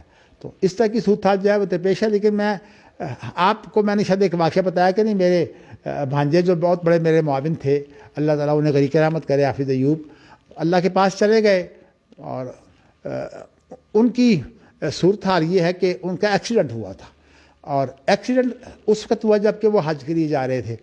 تو وہ ان کی بیگم آ رہی تھیں یورپ سے, تو اس لیے انہوں نے بیگم کو اتارنا تھا لیکن لیٹ ہو گئے.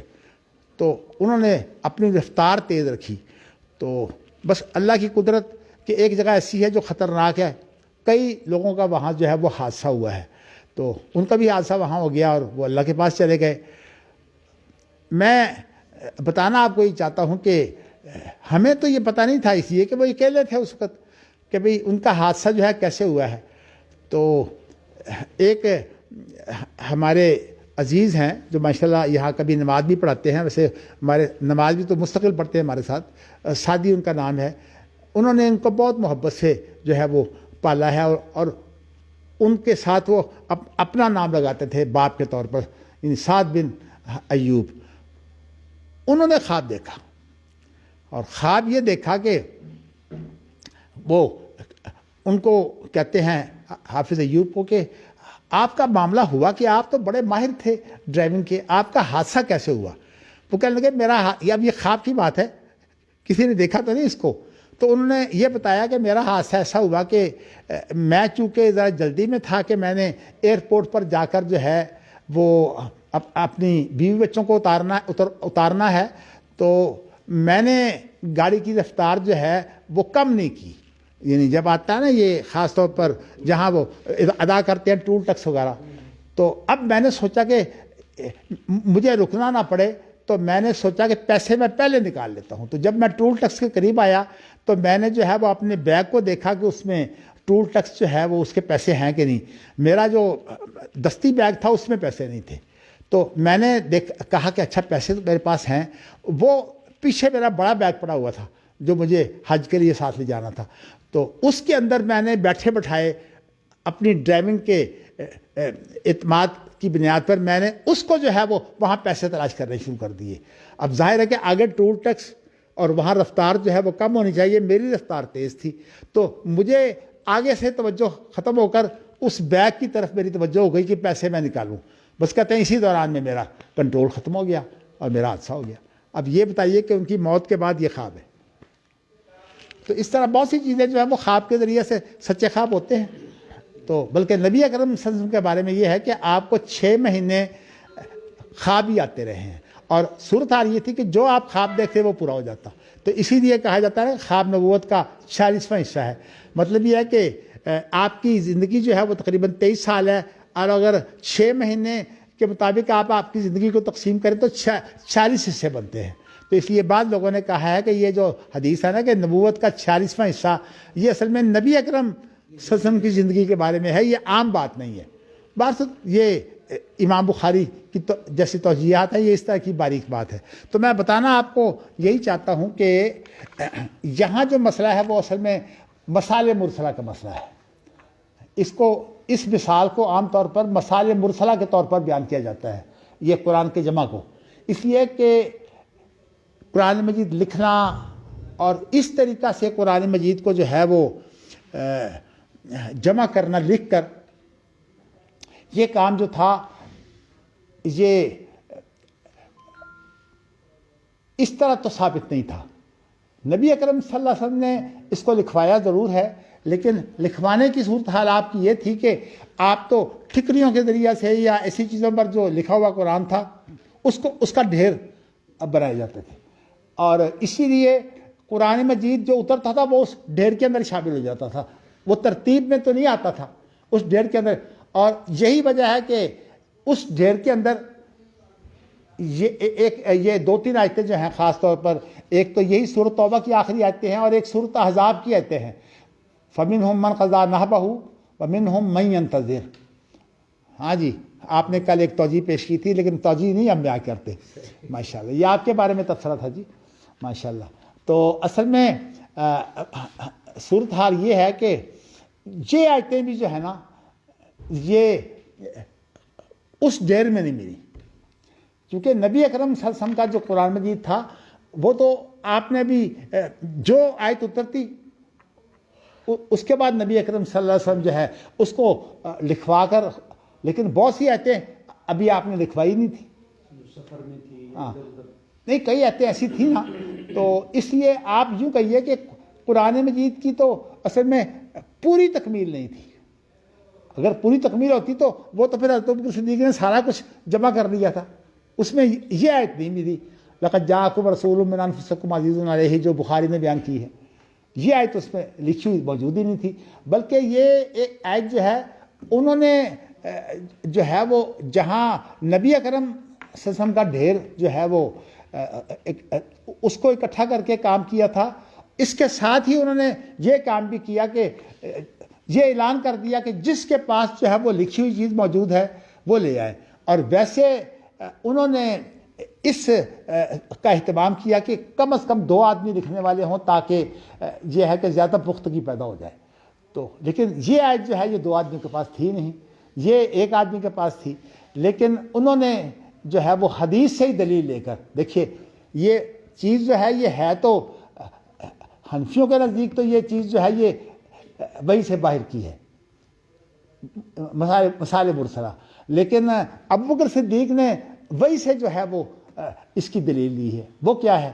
وہ دلیل یہ ہے کہ خزیمہ بن ثابت کا ایک واقعہ ایسا ہے کہ اس کے اندر ایک خاص امتیاز حاصل ہوا، وہ یہ ہے کہ کسی آدمی نے سفر کے اندر نبی اکرم صلی اللہ علیہ وسلم کی ایک اونٹنی جو ہے وہ خرید آپ کو بیچ دی، اپنی اونٹنی سفر کے اندر بیچ دی، اور نبی اکرم صلی اللہ علیہ وسلم نے فرمایا کہ میرے پاس پیسے یہاں نہیں ہیں، تم مجھے جو ہے وہ اس کی سواری کرنے دو وہاں تک، تو وہاں جا کر میں تمہیں پیسے جو ہے وہ جب یہ گھر پہنچیں گے تو وہاں آپ کو میں پیسے دے دوں گا۔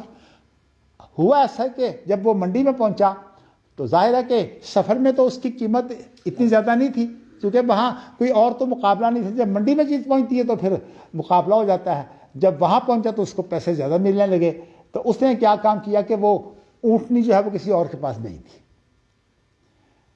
اچھا، اب نبی اکرم صلی اللہ علیہ وسلم جب رقم لے کر آئے تو آپ نے فرمایا کہ یہ اس کا تو سودا میرے ساتھ تمہارے ہو چکا ہے، اور تم جو ہے وہ کہہ رہا کوئی سودا نہیں ہوا، گواہ لائیں۔ اچھا، اب جب نبی جو ہے وہ فریق بن جائے تو آپ کو پتا ہے کہ وہ خود قاضی نہیں ہوتا، اپنے معاملے میں کوئی بھی قاضی نہیں ہوتا، تو اب نبی اکرم صلی اللہ علیہ وسلم جو ہے وہ گواہ کی تلاش میں ہے، لیکن آپ کو پتا تھا کہ جب یہ میں نے اس سے خرید کی ہے اس وقت تو میرے پاس کوئی آدمی ایسا نہیں تھا جو مجھے یاد ہو کہ وہ گواہ تھا، تو آپ نے جو ہے وہ جب صحابہ کے اندر ذکر کیا تو اس شخص کے سامنے جو ہے وہ ایک آدمی کھڑا ہو گیا، اس نے کہا جی میں گواہی دیتا ہوں کہ یہ محمد صلی اللہ علیہ وسلم نے جو ہے اونٹنی جو ہے وہ آپ سے خریدی ہے۔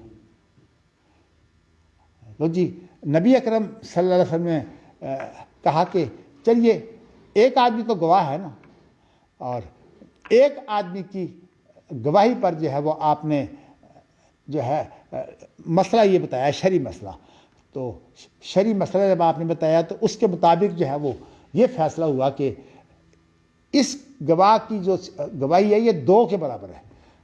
شاید اسی سے ایک مسئلہ اور بھی نکلا ہے، وہ یہ ہے کہ اگر گواہ ایک ہو تو ایک قسم کھا لی جائے، ایک قسم کھا لی جائے تو پھر وہ دوسری گواہی بن جاتی ہے۔ اب میں نے آپ کو یہ بتانا ہے کہ خزیمہ بن ثابت کی ایک گواہی کو اللہ کے رسول نے 2 گواہیاں قرار دیا۔ ابوبکر صدیق نے یہاں سے دلیل لی، اور یہاں سے دلیل لے کر ابوبکر صدیق نے کہا کہ جی بات یہ ہے کہ اس شخص کے پاس صرف لکھی ہوئی ملی ہیں، 2 کے پاس لکھی ہوئی ملی نہیں، یہ ہماری اپنی شرط ہے نا، کوئی شریعت کی تو شرط نہیں ہے، اس لیے شریعت کے اندر ہی یہ چیز موجود ہے، خواہ تدبیر کیوں نہ ہو، وہ موجود ہے کہ اس کی گواہی 2 آدمیوں کے برابر ہے، اس لیے یہاں ہم ایک تحریر کو 2 تحریروں کے برابر سمجھتے ہیں، اور اس لیے قرآن مجید کے اندر یہ جو تحریر ہے وہ ان کے بارے میں ہے۔ ایک اور آیت ہے جیسے میں نے آپ کا سورۃ احزاب کی فَمِنْهُمْ مَنْ قَضَىٰ نَحْبَهُ وَمِنْهُمْ مَن يَنتَظِرُ، تو کہا یہ جاتا ہے کہ ابو خزیمہ ہے نا، وہ اس کے پاس لکھی ہوئی تھی، لیکن یہ بات جو ہے یہ امام بخاری کے نزدیک تحقیق شدہ نہیں ہے، تو اس لیے امام بخاری نے جو ہے وہ اپنی اس روایت کے اندر جب یہ کہا ہے نا کہ خزیمہ کے پاس تھی، تو وہاں انہوں نے اس کی لیے لفظ او ابی خزیمہ یہ روایت پیش کی ہے۔ کیا مطلب کہ اصل میں خزیمہ تھا یا ابن خزیمہ تھا؟ ہاں ابو خزیمہ تھا، امام بخاری کو اس میں شک ہے، لیکن چونکہ وہ صحابی تھا تو اس لیے صحابی ہونے کے خیر روایت کی حد تک تو یہ بات ویسے ہی معتبر ہے، لیکن میں آپ کو یہ بتانا چاہتا ہوں کہ امام بخاری او ابی خزیمہ کیوں لائے ہیں، یہ بتانے کے لیے کہ یا تو اس کا نام خزیمہ ہے اور یا اس کا نام جو ہے وہ ابو خزیمہ ہے، اور صحابی میں اگر یہ ابہام پیدا ہو جائے تو اس کے باوجود جو ہے صحابی کی حیثیت جو ہے وہ عادل کی ہوتی ہے، اس لیے اس کے اندر جو ہے وہ یہ بات نہیں چلتی کہ وہ عادل تھا کہ نہیں۔ اب آپ کو میں نے پھر دوبارہ اسی طرف میں آتا ہوں، بلکہ میں آپ کو ایک آدھی مثال اور بھی دے دیتا ہوں تاکہ یہ مسئلہ آپ کے لیے اور واضح ہو جائے۔ ہمارے ہاں ایک مسئلہ ہے جمعے کی پہلی اذان کا، اور اہل حدیثوں میں جن کی نظر دراز سطحی ہے اور خاص طور پر جو زیادہ ظاہر کو دیکھتے ہیں، انہوں نے جو ہے وہ اس کو جو ہے وہ اپنا امتیازی مسئلہ بنا لیا ہے۔ میری مراد اس وقت جو ہے وہ جماعت غرباء الحدیث ہیں۔ جماعت غرباء الحدیث کے جو بزرگ ہیں ان کا نام تھا مولانا عبد الوہاب، تھے یہ اصل میں جھنگ کے، اور اس کو پہلے جھنگ جو ہے یہ ملتان ضلع میں شامل تھا، تو اس لیے ان کو ملتانی بھی کہا جاتا ہے، لیکن چونکہ یہ وہاں سے سید نذیر حسین سے پڑھنے کے بعد انہوں نے دہلی کے اندر صدر بازار کے اندر جو ہے وہ اپنی درسگاہ قائم کر لی تھی، وہ آج تک موجود ہے۔ تو وہ درسگاہ جو ہے یہ جب انہوں نے قائم کر لی تو اس درسگاہ کا کچھ امتیاز یہ ہوا کہ ان کی بہت سی باتیں جو ہیں وہ اہل حدیثوں سے الگ ہونے لگیں، جیسے ایک تو یہ ہے کہ وہ کہتے ہیں کہ ہمارا جو امیر ہے وہ خلفاء راشدین کی طرح ہے، یعنی مطلب اس کے اختیارات ہیں، وہ حد بھی لگا سکتا ہے، اور زکوٰۃ بھی اس کو جو ہے وہ ادا کی جائے تو زکوٰۃ ادا ہوگی ورنہ ادا ہی نہیں ہوگی۔ اسی طرح اور بھی مسائل ہیں جیسے کہ رکوع کی رکعت، اور ابھی میں نے جو آپ کے سامنے مسئلہ پیش کیا ہے وہ کیا سوال تھا ابھی؟ نہیں میں بتاتا ہوں، وہ کہتے ہیں کہ جو پہلی اذان ہے جمعے کی یہ جو ہے یہ بھی بدعت ہے، حالانکہ یہ جمع قرآن کے بارے میں آپ نے دیکھا ابو بکر صدیق نے یعنی دلیل لی ہے نبی اکرم صلی اللہ علیہ وسلم کے اس واقعہ سے، خزیمہ بن ثابت کے واقعہ سے۔ اچھا اس کی بھی دلیل جو ہے وہ حدیث میں موجود ہے، جمعہ کی پہلی اذان کی، وہ کہاں موجود ہے؟ آپ کو پتا ہے کہ نبی اکرم صلی اللہ علیہ وسلم ایک اذان جو ہے وہ فجر کے وقت سے پہلے دیا کرتے تھے، اور وہ اذان جو ہے یہ بڑا محدث کے ابتدائی سالوں میں حافظ محمد گوندلوی رحمۃ اللہ علیہ اور مولانا عبد القادر حصاری رحمۃ اللہ علیہ، ان دونوں کی آپس میں جو ہے وہ ہوتی رہی ہے تعاقب، یعنی جس کو تعاقب کہتے ہیں، اور تحریری تعاقب ہوتا رہا ہے۔ تو اس میں مولانا عبد القادر حصاری کا خیال یہ تھا کہ یہ اصل میں سحری کی اذان ہے۔ حافظ محمد گوندلوی صاحب نے کہا کہ یہ سحری کی اذان نہیں ہے، یہ حقیقت میں جو صبح ہوتی ہے اس کا تقاضا ہے کرتے تھے، اور یہ آپ کی سنت ہے کہ اس وقت سارا منہ جو ہے وہ ہر طرح سے صاف کیا جائے۔ دن میں بھی آپ مسواک کرتے تھے لیکن دن میں اس طرح نہیں کرتے تھے جیسے صبح کرتے ہیں، تو اس کے لیے ایک وقت چاہیے، اگر آپ صبح جو ہے وہ اذان کے بعد اگر آپ یہ کام کریں گے نا تو پھر آپ کو نماز نہیں ملے گی. میرے ساتھ بہت دفعہ ایسا واقعہ ہوتا ہے.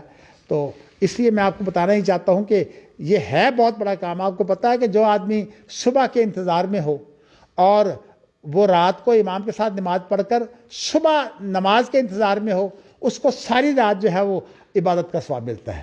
لیکن جو انتظار نہ کرے اس کے لیے نہیں. اس لیے میں آپ کو بتا نہیں, یہ ستی سوچ والوں کی بات ہے. امام بخاری نے جو ہے وہ اس کو نہیں لیا. امام بخاری نے انتظار میں لیا ہے. ابھی باب باندھنے کے میں آپ کو بتاؤں گا. انہوں نے لیا ہے کہ جو شخص انتظار میں رہے, انتظار کی وجہ سے اسے نماز کا ثواب ملتا ہے. آپ کو پتہ ہے کہ یہ جو چیز ہے اس کی مثالیں موجود ہیں. اور امام بخاری ہوں یا امام شافعی ہوں, ان دونوں کے لیے قیاس کی جو علت ہوتی ہے نا وہ ہوتی ہے جس کی مثالیں شریعت میں موجود ہوں. اسی لیے میں کہا کرتا ہوں نا کہ یہ انگلی ہلانے کی مثال جو ہے, دعا کے لیے انگلی ہلانا, اس کی کوئی مثال شریعت میں موجود نہیں ہے. لیکن اس کی مثالیں جو ہیں وہ کہاں موجود ہیں, جو میں نے آپ کو بات کیا بتا رہا تھا میں آپ کو, یہ فجر کی اذان. ہاں فجر کی اذان. فجر کی اذان جو ہے یہ حقیقت میں ہوتی ہے یعنی انتظار. ہاں میں آپ کو بات یہ بتانے لگا تھا کہ نبی اکرم صلی اللہ علیہ وسلم نے فرمایا کہ جو آدمی پہلے آ کر بیٹھ جائے اور سنتے پڑھے اور سنتے پڑھنے کے بعد بھی انتظار میں رہے, وہ یوں سمجھے کہ اس کو نماز کا ثواب مل رہا ہے. یہ حدیث میں صریح موجود ہے کہ اس کو نماز, کیوں انتظار جو ہوتا ہے نا اس کو وہی ثواب ملتا ہے. جیسے کہ ایک حدیث ہے جو خاص طور پر حافظ ایوب رحمۃ اللہ علیہ کے بارے میں جو ہے وہ مجھے بڑی تسلی دیتی ہے کہ یہ حج کے لیے جا رہے تھے اور نبی اکرم صلی اللہ علیہ وسلم نے فرمایا ہے کہ جو آدمی عمرہ یا حج کے لیے جائے اور یہ ہے کہ حج کرنے سے پہلے وہ رستے میں فوت ہو جائے تو اسے جو ہے وہ تا قیامت حاجی رکھا جاتا ہے اور اس کو حج کا ثواب ملتا رہتا ہے. اب یہ بتائیے کس کو یہ توفیق ہے کہ تاکہ ہمیں تو زندگی نہیں ہے, لیکن وہ چونکہ اس دنیا کی زندگی سے چلا گیا ہے اس لیے اس کے لیے ثواب تاکہ آمد ہے. یہاں ہمارے یہ کتبہ لگا ہوا تھا, پتہ نہیں کس نے جو ہے وہ یہاں سے اتار کر پھینک دیا. چلیے اللہ اسے ہدایت دے. یہی حدیث وہاں لکھی ہوئی تھی اور یہ بڑی مجھے ہمیشہ تسلی دیتی تھی, اس لیے کہ میرے وہ بہت اچھے ساتھی تھے دین کے کاموں میں. تو مجھے بڑا ویسے بھی دکھ ہے, رشتہ داری کی وجہ سے بھی دکھ ہے, لیکن زیادہ دکھ اس وجہ سے ہے کہ میرے دین کے بہت اچھے معاون تھے. تو میں آپ کو یہ بتانا چاہتا ہوں کہ یہ جتنی بھی چیزیں ہیں, استحسان, مسائل مرسلہ, اسی طرح سد ذرائع اور اسی طرح جو ہے وہ استصحاب, اسی طرح عرف, اسی طرح شر و من قبلنا, اسی طرح قول صحابی, یہ تمام کی تمام چیزیں جو ہیں یہ ان کو خارج سمجھا جاتا ہے کہ ان کے بارے میں وہی نہیں ہے. اور یہ چیزیں جو ہیں یہ اپنی عقل و بصیرت سے جو ہے وہ یہ چیزیں بنائی گئی ہیں. اہل الحدیث ان تمام طریقوں کو تقریباً مانتے ہیں, لیکن ان کی بات جو ہے اس کی وضاحت امام شوکانی نے ارشاد الفحول میں کی ہے. امام شوکانی نے ارشاد الفحول میں دو باتیں بڑی اہم کی ہیں. انہوں نے کہا ہے کہ اجماع جو ہمارے ہاں اجماع مشہور ہے, یہ اصل میں اس کے لیے ضروری ہے کہ ہم یہ ثابت کریں کہ اللہ کے رسول نے اپنی زندگی میں اجماع کو اہم جانا ہے کہ نہیں. ایک بات تو یہ ہے. اور پھر انہوں نے قیاس کی بات کے اندر بھی قیاس پر بہت بڑے بڑے اعتراض جو ہے وارد کر دیے ہیں. تو کہتے ہیں اصل سوال یہ ہے کہ کیا نبی اکرم صلی اللہ علیہ وسلم نے اپنی زندگی میں قیاس کیا ہے کہ نہیں کیا. اب امام بخاری یہ کہتے ہیں کہ آپ نے جو قیاس کیا وہ وحی کے اندر تھا, یعنی مطلب وہ بھی وحی کا ایک قصہ تھا, کیونکہ آپ کا اجتہاد تو وہی ہوتا ہے. لیکن جو اس وقت ہم قیاس کر رہے ہیں یا استحسان کر رہے ہیں یہ وحی سے باہر ہے. یہ وہ نقطہ ہے جو اہل الحدیث کا اور اہل الرائے کا اختلافی ہے. اس میں اختلاف نہیں ہے کہ جو طریقہ کار اختیار کیا جاتا ہے اگر وہ اللہ کے رسول سے ثابت ہو جائے. اس لیے امام بخاری کا موقف یہ ہے کہ جو قیاس ہوتا ہے نا وہ فرع نہیں ہوتا. قیاس فرع نہیں ہوتا, بلکہ قیاس جو ہوتا ہے وہ شریعت کے اندر اس کا حل موجود ہوتا ہے، شریعت کے اندر حل موجود ہوتا ہے، لیکن وہ حل جو ہے وہ کسی کو پتہ نہیں ہوتا. تو ایک عالم اور مجتہد جو ہے وہ اس کا حل بتاتا ہے. انہوں نے اس کی مثال جو صحیح بخاری میں آئے گی وہ یہ دی ہے انہوں نے کہ ایک عورت نے پوچھا کہ میری ماں نے کوئی نظر مانی تھی حج کی، تو کیا میں اپنی ماں کی طرف سے جو ہے وہ حج کر سکتی ہوں؟ تو آپ نے فرمایا اگر تیری ماں پر کوئی قرضہ ہوتا تو کیا تو اس کا قرضہ ادا کرتی؟ تو اس نے کہا جی ہاں. تو کہا پھر یہ اللہ کا قرضہ جو ہے وہ اس سے زیادہ اہم ہے. اس کے اوپر امام بخاری نے جو باب باندھا ہے، بڑے بڑے علماء بھی میں دیکھتا ہوں اس میں غور نہیں کرتے. من شبہ اصلا معلوما باصل مبین قد بین اللہ حکمہ لیفہم السائل، یہ ان کے الفاظ ہیں. اور اسی لیے میں نے قیاس کی بات کرتے ہوئے کہا ہے کہ امام بخاری، امام شافعی وغیرہ اہل الحدیث کا جو قیاس ہے نا، اس کے اندر جو ہے وہ قیاس شریعت سے باہر نہیں ہے. جبکہ ہمارے آج متاخرین کے ہاں قیاس کیا ہے؟ وہ کہتے ہیں کہ جب آپ عقل سے کام لیں، ایک آپ نے شریعت کی ہدایت دیکھی ہے، عقل سے آپ جو ہے وہ اس کے اندر مزید کام لیں گے تو پھر وہ جو ہے وہ قیاس بنتا ہے. اسی لیے انہوں نے کہا ہے کہ اخذ الحکم بے معقول النص، یعنی آپ جب حکم جو ہے وہ لیتے ہیں تو اس میں نص کی جو اندر جو عقل پائی جاتی ہے اس سے آپ جو ہے وہ لیتے ہیں. لیکن یہ ایک اعتبار سے الفاظ میں تو جو ہے بہت زور ہے، لیکن اب اس کی جو مثالیں ہیں امام بخاری نے اسی لیے شریعت سے باہر کوئی دلیل نہیں سمجھی. انہوں نے کہا ہے کہ شریعت کے اندر ایک دلیل ہے، لیکن میں یہاں ایک نقطہ جو ہے وہ آپ کو واضح کرنا چاہتا ہوں کہ امام بخاری کی کتاب کے اندر بعض باب ایسے ہیں جن کے لیے وہ کوئی حدیث نہیں لائے، اور بعض احادیث ایسی ہیں جن کے اوپر آپ نے باب نہیں باندھا. اس سے بعض لوگوں نے دلیل لیا کہ امام بخاری جو کہتے ہیں نا کہ شریعت کے اندر سارے کام موجود ہیں، تو شریعت کے اندر اگر ہوتے تو امام بخاری حدیث لاتے. تو اصل میں اس کا جواب بڑا آسان ہے. جواب بڑا آسان اس لیے ہے کہ امام بخاری نے ساری حدیثیں تو یہاں جمع نہیں کی. 6 لاکھ حدیثوں میں سے امام بخاری نے یہ جو ہے وہ 3000 حدیثیں تقریباً 3000 حدیثیں نکالی ہیں 6 لاکھ میں سے. تو ان کے اندر کہا یہ جاتا ہے کہ 4 لاکھ حدیثیں وہ تھیں جو امام بخاری کے معیار پر نہیں تھی. 2000 حدیثیں تھیں جو 2 لاکھ ایسی تھی جو امام بخاری کے معیار پر تھی. لیکن امام بخاری نے ان میں سے بھی جو ہے وہ زیادہ سندوں کے اہتمام کی بجائے، ویسے ایک حدیث کو تکرار سے لائے ہیں تو وہ سند نہیں ہوگی یا اس کے الفاظ نہیں ہوں گے، یہ چیز تو امام بخاری نے رکھی ہوئی ہے. تو اس لیے امام بخاری یہ کام تو کرتے ہیں، لیکن امام بخاری کا مقصد یہ ہے کہ ایک مقصد یہ بھی ہے کہ ہر مسئلے کا حل جو ہے کتاب و سنت سے پیش کیا جائے. تو دوسری بات ایک یہ بھی ہے کہ جو میں دلیل لاؤں وہ بہت معیاری ہو، لیکن جو غیر ہے، اب آپ دیکھیے کہ لاب نکاح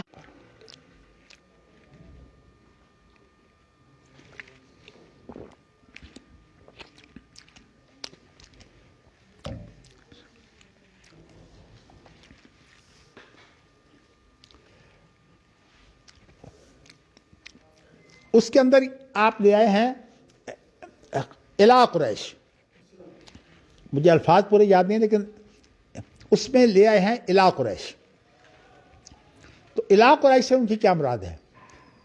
امام بخاری نے جو ان کی شرط پر حدیث ہے وہ اور ہے.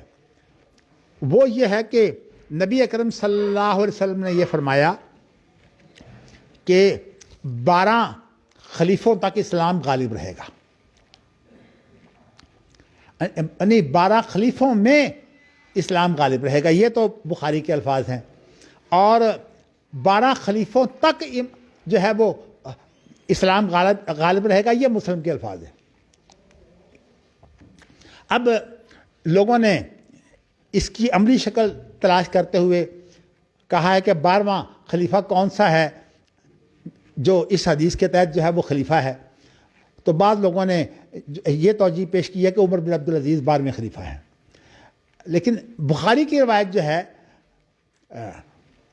میں ویسے آپ کو یہ کہہ سکتا ہوں کہ آپ یہ نہیں کہہ سکتے کہ خلافت راشدہ جو ہے یہ 12 خلیفوں تک ہے. حقیقت یہ ہے کہ خلافت راشدہ وہ ہے جو اللہ کے رسول کی سنت ہے، اور وہ جو اللہ کے رسول کی سنت ہے نا، وہ جب جو امیر معاویہ نے یزید کی بیعت لی ہے نا اپنی موت سے 10 سال پہلے، وہ تو اسی وقت جو ہے وہ ختم ہو گئی تھی. اسی لیے جو عام طور پر مورخین ہیں باریک بین، انہوں نے یہ کہا ہے کہ خلافت راشدہ تو صرف 30 سال ہے، یعنی اللہ کے رسول کے طریقے پر، اور یہ ختم ہو جاتی ہے حضرت حسین نے جب امیر معاویہ کے ہاتھ پر جو ہے وہ بیعت کی ہے. 30 سال پورے ہو جاتے ہیں، اور اس کے بعد جو ہے پھر خلافت رہی ہے. خلافت کی بنیادی شرط یہ ہے کہ اس کے ساتھ جو ہے وہ بنیادی جو ہدایت ہے، شریعت، اس کی پابندی کی جائے. اس لیے کہ نبوت میں نیابت نہیں ہے.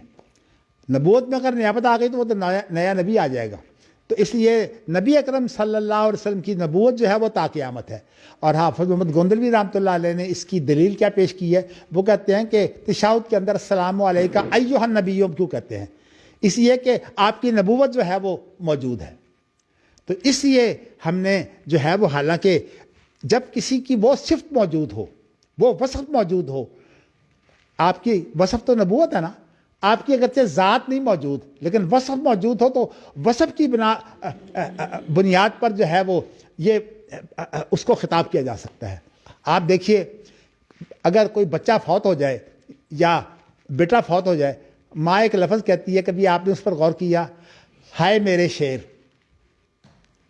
ہائے میرے شیر کیا مطلب ہوتا ہے اس کا؟ جوانی کی عمر میں جب انسان جو ہے وہ اب شیروں کی طرح ہوتا ہے. حقیقت یہ ہے کہ علامہ صاحب کا جب حادثہ ہوا ہے نا، تو اس میں علامہ صاحب تو بڑے مشہور ہونے کی وجہ سے انہوں نے شہرت پائی ہے. ویسے ان کے ساتھ جو 9-10 آدمی جو اور شہید ہوئے تھے نا، وہ بھی بڑے مطلب اہم لوگ تھے.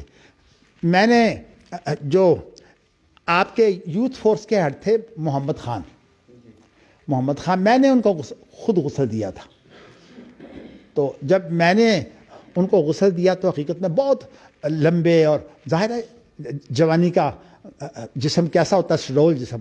حقیقت یہ ہے کہ پورے جسم کے اندر داغ تھے، اس طرح. وہ سارا جب بارود کا حادثہ ہوتا ہے وہ اسی طرح اندر چلا جاتا ہے، اوپر سے نظر بہت کم آتا ہے. تو میں نے جب داغ دیکھے، اور جس سے ظاہر ہے کہ اتنا اندر گئے ہوں گے یہ کہ اس سے ان کی موت واقع ہو گئی. تو میں نے جب نلایا تو مجھے بڑا ہی خیال ہوا کہ دیکھیے کس طرح یہ اتنے لمبے چوڑے طاقتور. دیکھیے، بلکہ علامہ صاحب کا بھی مسئلہ یہی تھا کہ علامہ صاحب کی میں جب عیادت کے لیے گیا ہوں اس حادثے کے بعد، تو یہاں اسپتال میں تھے. تو جب میں گیا ہوں، خیر انہوں نے ایک تو مجھے یہ کہا کہ میرے لیے آپ دعا کریں. چلیے، اللہ کا شکر ہے، میں نے علامہ صاحب کی وصیت کے مطابق اب تک میں ان کے لیے دعا کرتا ہوں. اللہ کا شکر ہے، میں نے ان کی وصیت جو ہے وہ یاد رکھی ہوئی ہے. میں الحمدللہ جب رات کو اٹھ پڑتا ہوں نا، تو ضرور علامہ صاحب کے لیے میں دعا کرتا ہوں. الحمدللہ میں خاص طور پر 2 شخصوں کا ذکر کر سکتا ہوں، ایک حافظ ایوب اور ایک علامہ صاحب. ان کا تو میں خصوصی توجہ کر کے جو ہے میں دعا کرتا ہوں. اور دوسری میری دعا جو ہے وہ یہ ہوتی ہے کہ خدا نہ خواستہ جن لوگوں کی مجھ سے کوئی برائی بیان ہو گئی ہے تو کہیں وہ چغلی نہ بن جائے، تو میں پھر ان کے لیے بھی دعا کرتا ہوں.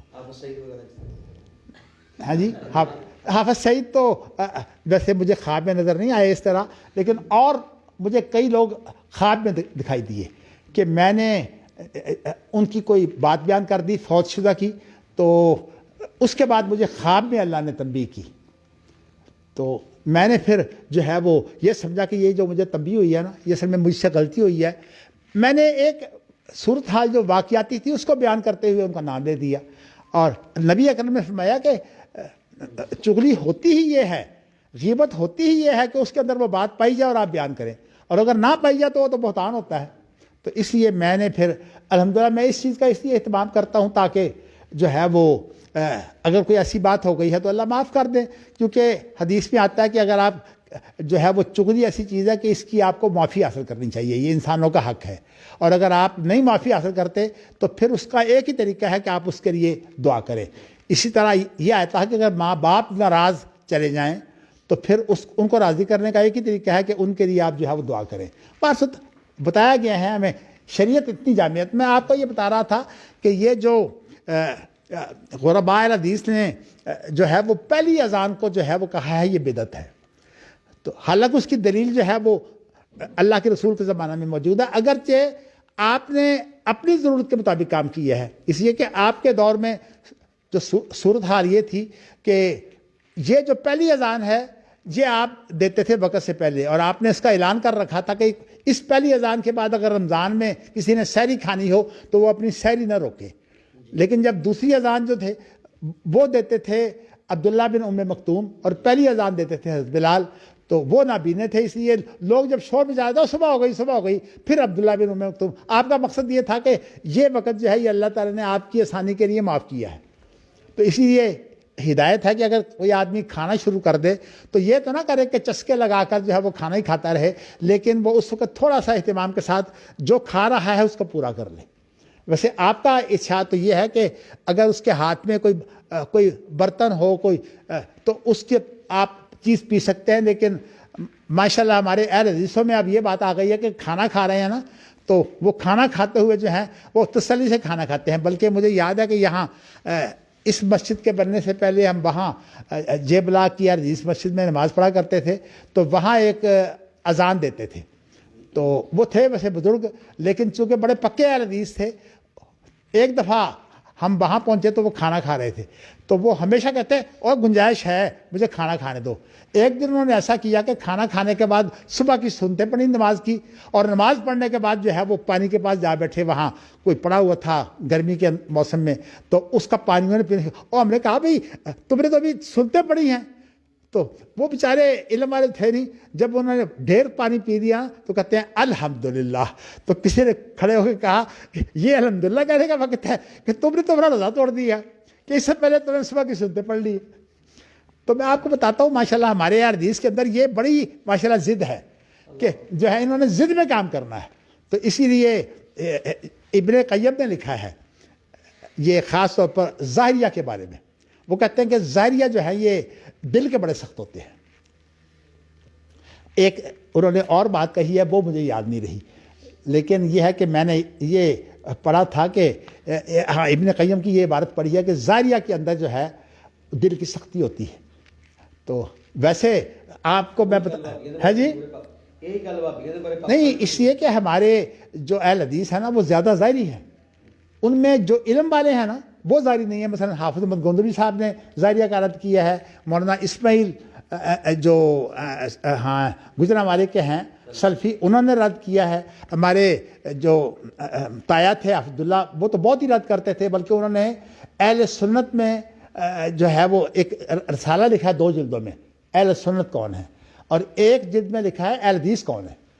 اس کے اندر انہوں نے اشاعرہ اور ماتریدیہ کا جو ہے رد کیا ہے کہ وہ اہل سنت نہیں ہے، جبکہ ہمارے ماشاءاللہ آج کل ایک مفتی اعظم ہے لیکن وہ ہیں فیس بک کے مفتی اعظم، وہ اشاعرہ اور ماتریدیہ کو جو ہے وہ اہل حدیث شمار کرتے ہیں۔ میں نے آپ کو نام دے دیا لیکن نام نہیں بتایا تاکہ آپ ڈھونڈتے رہیں، کم از کم چلیے وہ یہ نہ کہیں کہ میری مدنی صاحب نے جو ہے وہ برائی کی ہے۔